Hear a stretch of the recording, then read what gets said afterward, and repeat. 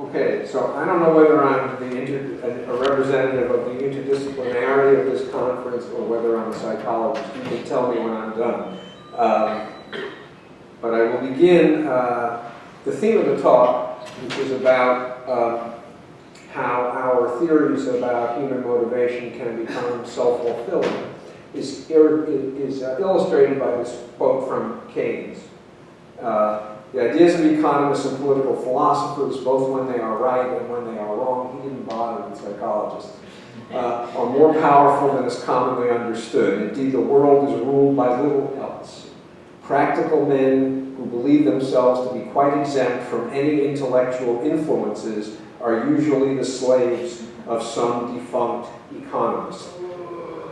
And the point I want to make here about this quote, which I'm going to try to support, is the part that says whether they are right or whether they are wrong. The influence of ideas from theories in social science is largely independent of whether those ideas are true, or at least that's what I'm going to try to suggest to you. I'm going to suggest that Keynes is right by providing an example of this process in operation, specifically in connection to motivation. And what I'll suggest is that motives are much more created than they are discovered. And I'll suggest some processes by which this creation of motives happens, and then some questions that I think we need to be asking about motivation as a result. So that's my plan. Let's see if I can pull it off. So I have come to think about what a lot of what social scientists do as an example of idea technology. Usually, when we think about technology, we think about things. The technology of computers, of smartphones, of MRIs. This is what most of us think of when we think about the modern impact of science. And, you know, things matter. But in addition to creating things, science creates concepts, ways of understanding the world, ways of understanding our place in the world, and these concepts have an enormous impact on how we think and how we act. If we understand birth defects as acts of God, we pray. If we understand them as acts of chance, we grit our teeth and we roll the dice. If we understand them as the product of prenatal neglect, we take better care of pregnant women.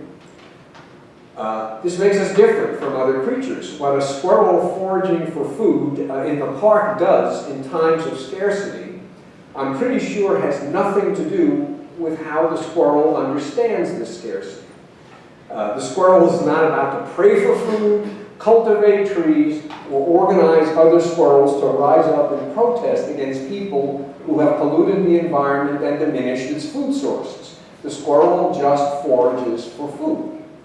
But people, what people do about their lack of food depends a great deal on how they understand it. Ideas have much to do with whether massive food shortages yield resignation or revolution. If we understand the concept of technology broadly, the use of human intelligence to create objects or processes that change the conditions of daily life, then it seems to be clear that ideas are no less objects of technology than are computers. It occurred to me, and I mentioned this to Susan, that one example of this that we may be in the midst of experiencing is this intent detection that Susan talked about yesterday may be very much contingent on a non-scientific understanding of human behavior. And as more mechanistic explanations of human behavior get more and more a part of the popular discourse, we may be less inclined to look for intent and more inclined to look for mechanism. We've already seen this happen in certain domains where we used to identify people as wicked and now we identify them as sick. When they're sick, intent is a lot less significant than when they're wicked. So this is an example of the kind of process I can imagine occurring. There's one thing about idea technology, however, that makes it different from most thing technology. we don't have to worry about things unless they work. If things don't work, they just disappear. Ideas, unlike things, can have profound effects on us even when the ideas are false. Now, I didn't invent this idea. It was invented by the least well-known Marx brother, Karl, and he called it ideology. For Marx, ideology or false consciousness was ideas about reality that are not true, but nonetheless influential, because people in some way embrace and internalize them. We don't have to worry that the cosmos is going to be changed by our theories about the cosmos. I hope. Planets really don't care what we think about them or how we theorize about them. But I think we do have to worry that human nature will be changed by theories of human nature. In other words, human nature is more created than it is discovered. Even Adam Smith, the father of economics, knew this. Here's a quote from Smith. "The man whose life is spent in a few simple operations has no occasion to exert his understanding or to exercise his invention in finding out expedients for difficulties which never occur." He's imagining somebody working on an assembly line. "He naturally loses, therefore, the habit of such exertion and generally becomes as stupid and ignorant as it is possible for a human creature to become." Now, what I want to emphasize in this quote is the words I italicized. He did not, namely loses and becomes. Here is Smith, the father of the assumption that people are basically lazy and work only for pay, saying that work in a factory causes people to lose something and to become something. Well, what were they before they went to the factory? What did they have before they went to the factory that they lost? And what were they before they went to the factory such that factory work made them become something different? So built into this quote, I believe, is an acknowledgement that what we are and what we value very much depends on the circumstances within which we are forced to operate. Contrast this view with the economist's view that preferences are exogenous. This is a view that says we have whatever preferences we have. There may be lots of individual variation. We bring these preferences with us into situations and then try to serve them. Situations don't create preferences. Situations create opportunities to satisfy preferences that come from some other place. I think the quote from Smith suggests maybe that preferences are not exogenous. And Kathleen yesterday, in her talk, said, if I remember correctly or wrote it down correctly, that opportunity stimulates desire. Yes? The converse is likely also true, that lack of opportunity diminishes desire. You didn't focus on that. But if it's true that opportunities make desires happen, then when you foreclose on opportunities, all kinds of desires that we might see in other contexts will just shrivel up and conceivably die. So there are examples of this. There is the well-known over-justification effect, which is sometimes described as turning play into work, which one could construe as substituting one kind of motivational framework for another, and in that way transforming the activity. More interesting to me is what economists have called motivational crowding out. More interesting because I think more substantial in its implications. And my favorite example of this is a paper by Frey and Oberholzer G. They asked Swiss citizens whether they'd be willing to have a nuclear waste dump in their community right before a national referendum, so people were pretty well informed, unlike in the US. And it turns out that 50% of Swiss citizens said yes, they would be willing to have a nuclear waste dump in their communities. An astonishingly high number. When you asked them, do you think it's dangerous? They said yes. Do you think it'll hurt your property value? They said yes. Do you want it? No, they said no. Well, then why are you willing to have it? Well, it's got to go somewhere. We have obligations as citizens, and I can't come up with any reason why it shouldn't go here, although I certainly hope it doesn't. When you offer them 6 weeks' pay to have the nuclear waste dump put in their community, instead of 50% saying yes, 25% say yes.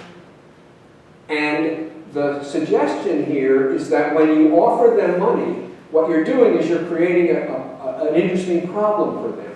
They have to first answer the question, should I make this decision based on my role as a citizen or based on my self-interest? Well, you're offering me money. That's an implicit instruction to me that what I ought to be thinking about is what's in my self-interest. And you know what? There's no amount of money that makes it in my interest to have a nuclear waste dump in my community. So arguably what you're doing here is altering, perhaps permanently altering, people's motivation to engage in public-spirited activity by giving them an implicit instruction that that's not the way you should be thinking about this. Why would you offer the incentive? Because you have a theory of human nature that says incentives are what move the world, incentives are what move people, and what you're doing when you offer incentives is you're creating people who behave in exactly the image that led you to generate the incentives in the first place. So that's what I mean by ideology. And let me just say as a sidelight that there is so much confusion about what intrinsic and extrinsic means. And I find myself unhappy with the way everybody uses it. So I'll add to the confusion by adding my own understanding of what I think it ought to mean. We heard what Eilert said had to do with immediacy versus delay. Rich Ryan yesterday talked about joy in doing, play. I don't think either of those captures what's most important about the distinction, although I think they're both real. There are an awful lot of things that are intrinsically motivated that it is no fun to do. It is no fun to get your R&R letter from the editor and revise the damn paper, as far as I know. Is it fun? Yes, you got to remind me to resubmit. It's totally fun. Not when the comments are so stupid. It's never fun. That never happens. Never. I mean, sometimes it's fun, but sometimes it's not. It's not fun. I actually prefer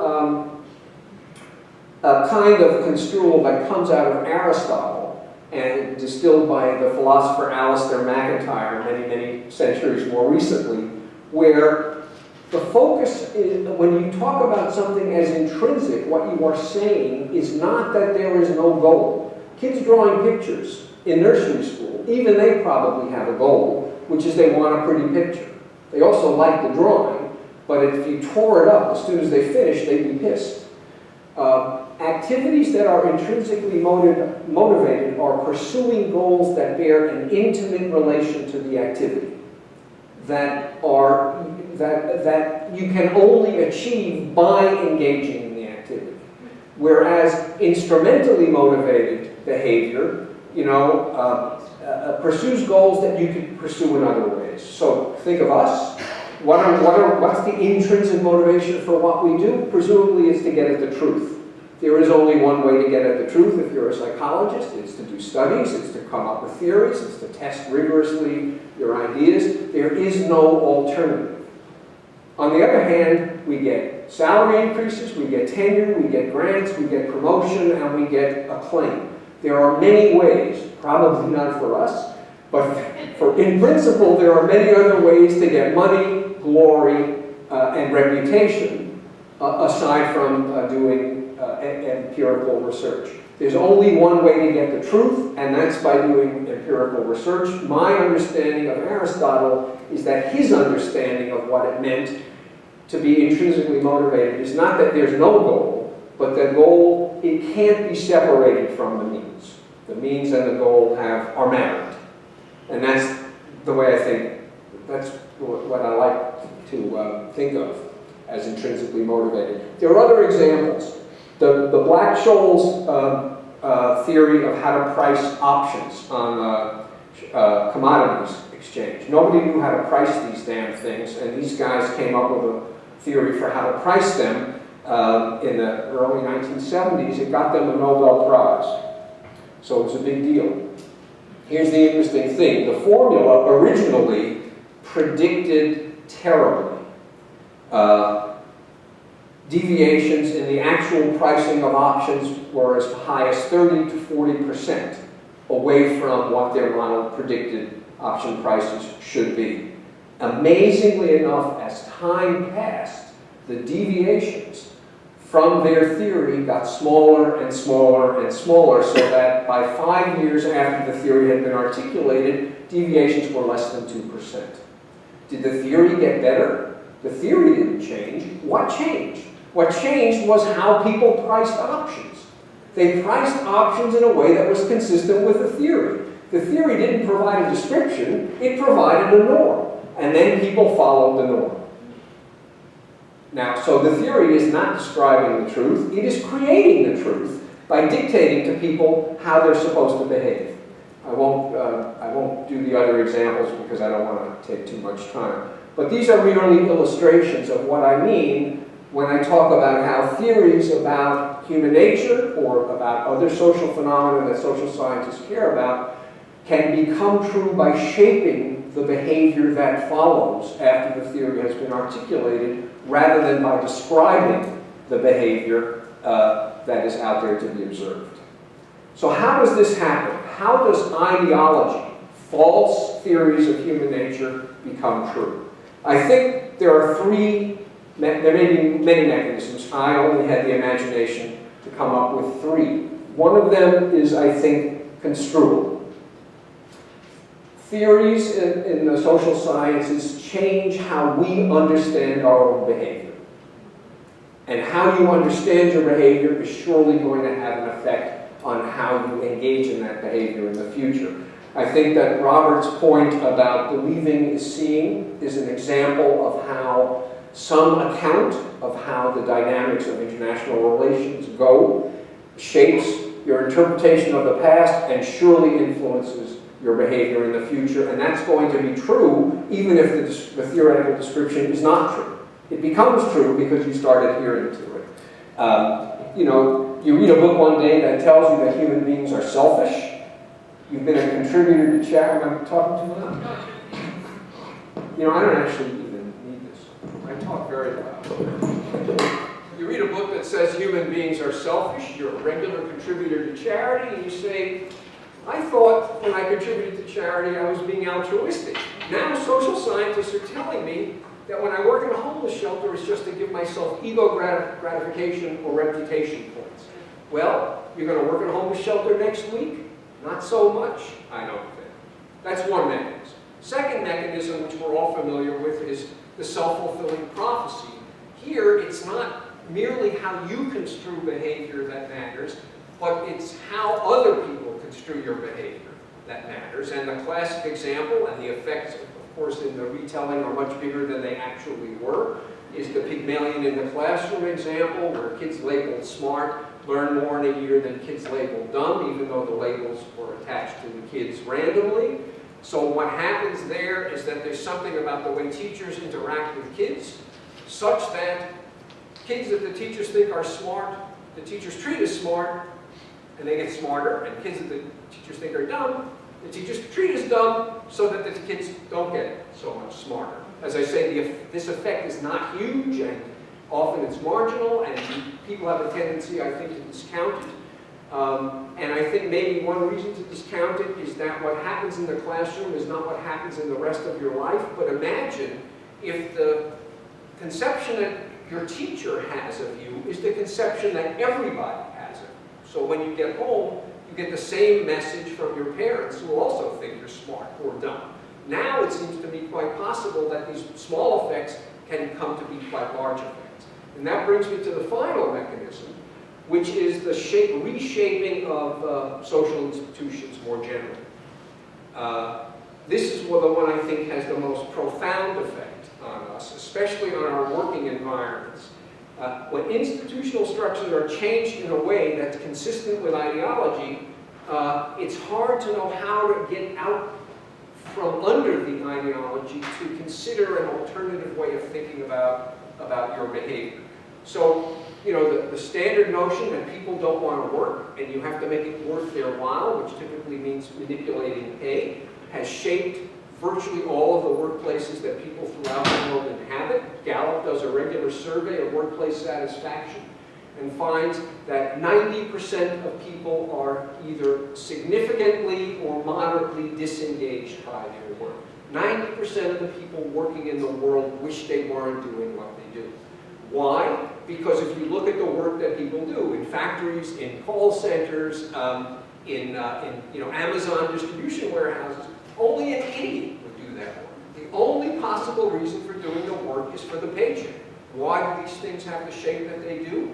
Because we all know, ever since Adam Smith, that the only reason people work is for pay. And given that that's true, what difference does it make what the work is like? So here's a case where the ideology affects institutions, and imagine that it's monolithic. Imagine that wherever you look, this is the way the workplace looks. How can you even imagine an alternative way of thinking about yourself and the role of work in your life that's different from the one that is that you see in every institution? Okay. I also think that what may matter, another institutional effect, is how we think generally about our social relations. Alan Fiske's incredibly important work on different kinds of relational models.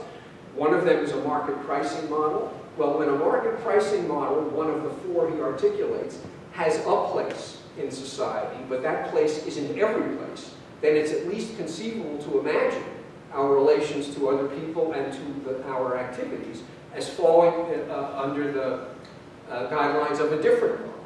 But when the market pricing model becomes pervasive, ubiquitous, then it's almost impossible to understand anything that anybody does, except in terms of some sort of an exchange of some good for some other good. And that's true whether you're at work, or whether you're out with friends, or even how you think about your romantic attachments.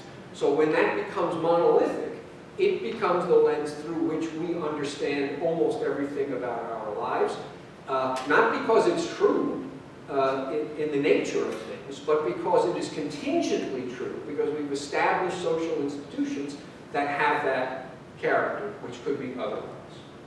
Okay, almost done. Now, what is it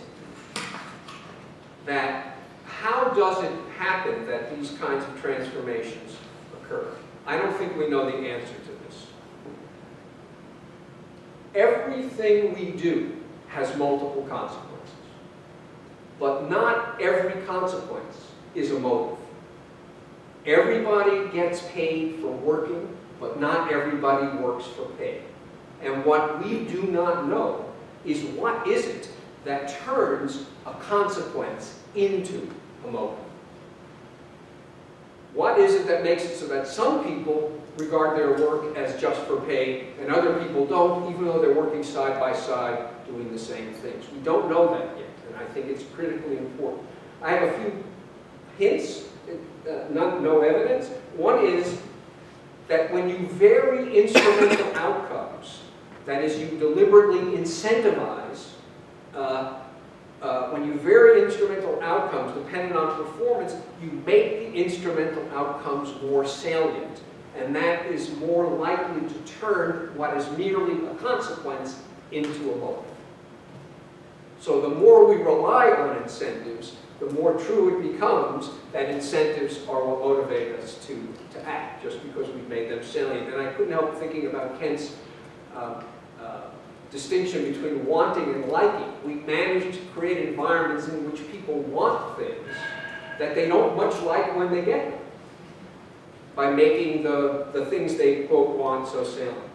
I also think that maybe, that, as I said a minute ago, market pricing as a dominant mode of social relations makes a particular way of instrumentalizing our own understanding of our own activities salient.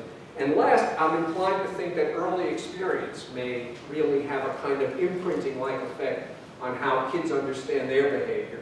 So the more we incentivize school performance, and the more parents incentivize doing chores, the more likely it is that children will come to understand their behavior in the same way that Adam Smith understood everyone's behavior. These are entirely speculative. They may all be wrong, But I think understanding what turns consequences into motives is really key to understanding how these ideological mechanisms can unfold and transform. Almost.